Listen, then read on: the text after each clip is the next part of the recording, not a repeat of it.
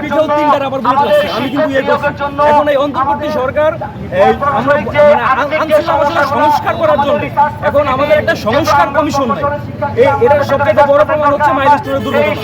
কারণ মাইলস্টোনের দুর্ঘটনার পরবর্তী সময়ে রাত ৩টার সময় ফেসবুক মানে পোস্টের মাধ্যমে বোঝানো হয় যে এইচএসসি পরীক্ষা বাদ হবে। আর এর চাইতে সবচেয়ে বড় প্রমাণ হচ্ছে আমাদের ইঞ্জিনিয়ারিং কলেজ।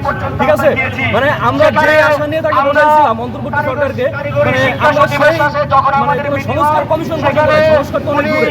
এখন এটা যদি আমি বলি তাহলে হয়ে যাবে ফ্যাসিস্ট, যে আমি অন্তর্বর্তী সরকার ভুল করলে এটা বলা যাবে না। যখন আওয়ামী লীগ সরকার ছিল তখন যদি আমি বলতাম যে আমার এটা সমস্যা, তাহলে আমি ছাত্রদল শিবির। এখন যদি বলি তাহলে আমি ছাত্রদল। মানে আমাদের অধিকার আদায়ের কোনো ইয়ে নেই। আমরা 2 মাস ধরে আন্দোলন করতেছি, এই 2 মাস কি আমরা কোনো রেসপন্স পাইতাম না? এই শিক্ষা আমাদের যে শিক্ষা উপদেষ্টা মানে সে জানেই না যে এখানে কিছু হইতেছে। আমরা 2 মাস ধরে ক্লাস কার্যক্রম শাটডাউন করে এখন চলতেছি। এখন আমরা মানে বাংলাদেশে একটা সিস্টেম হয়ে গেছে যে যদি কেউ না মরে তাহলে এটার মানে তদন্ত হয় না বা কোনো কিছু হয় না। এখন তাহলে আমরা লং মার্চ ঢাকা দিব 2-1 দিন পরে। আজকের কর্মসূচি ছিল বিক্ষোভ মিছিল এবং যে মানববন্ধন করা, যেটা আমাদের আজকে শহরে হচ্ছে এবং আমাদের আগামী 48 ঘন্টার মধ্যে ঢাকা মুভ করার সিদ্ধান্ত নেওয়া হয়েছে, যেটা আমাদের সর্বশেষ কর্মসূচি।